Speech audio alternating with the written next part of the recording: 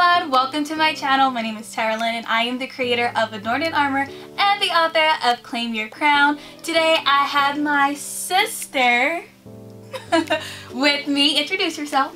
I'm Shermine. I'm Tarah's youngest sister. Today we are learning about how to read the Bible. The Word. The Word. Without further ado, let's get into the video.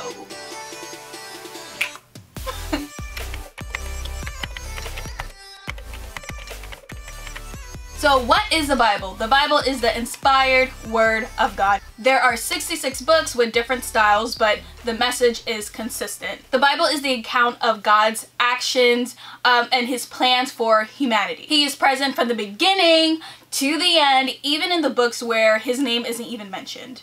So within that book, we see our standards, how God expects us to carry ourselves as believers and as his light in this dark world. And it's also great because it helps us to live our lives to the fullest. I mentioned that there are 66 books. So what's your favorite book and why?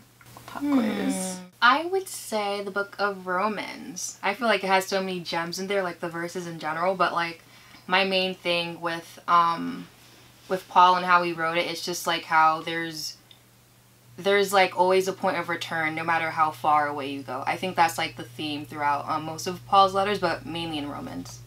That's a good one. I love Ephesians, so I see we're like right next to each other.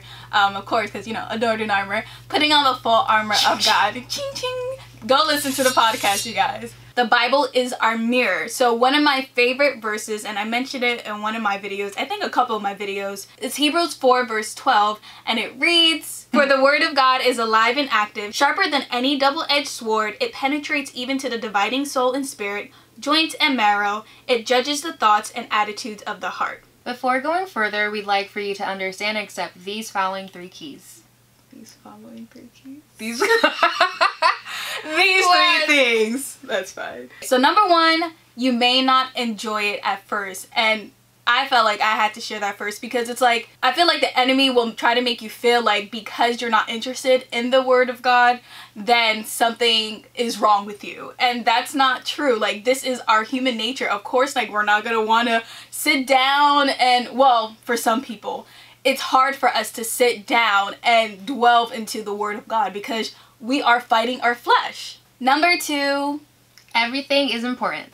Yes. So, major tip, do not try to adapt the word of God into your life. You must adapt your life into the word of God. Alright, so how would you explain that in your words? Oh God. Something that I was just thinking about is, I think I found this quote like MySpace days. I don't even know. MySpace days? I didn't even have MySpace. Yeah. But I found something and it's like, don't construe the word of God to fit into your sinful life of living. Exactly. But, yeah, that makes sense.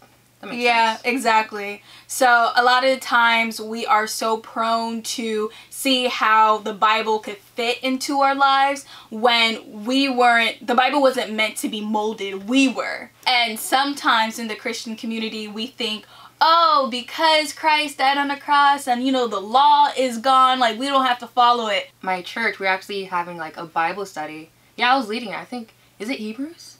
No. I think it's Hebrews.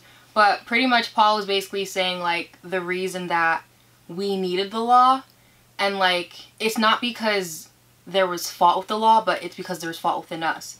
That's why we had to be regulated, to be kept under the law. You hear this, girl? Yeah, hear her? The Old Testament, it still teaches us things, and the Word of God is the same today, yesterday, and forever. That's in Hebrews too.